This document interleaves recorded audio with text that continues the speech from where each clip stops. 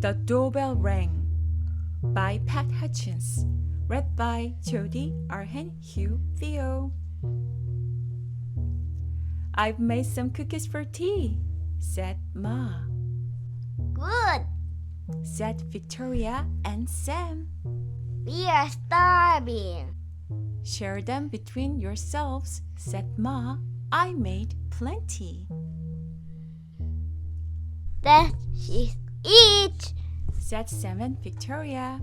They look as good as Grandma's, said Victoria. They smell as good as Grandma's, said Sam. No one makes cookies like Grandma, said Ma as the doorbell rang. It was Tom and Hannah from next door. Come in, said Ma. You can share the cookies. That's 3 each, said Sam and Victoria. They smell as good as your Grandma's, said Tom. and look as good, said Hannah.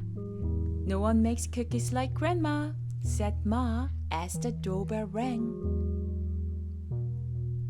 It was Peter and his little brother. Come in, said Ma. You can share the cookies. That's 2 each, said Victoria and Sam. They look as good as your Grandma's, said Peter. and smell as good. No one makes cookies like Grandma, said Ma as the doorbell rang.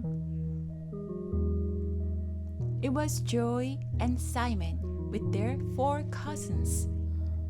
Come in, said Ma. You can share the cookies. That's 1 each. said Sam and Victoria. They smell as good as your Grandma's, said Joy.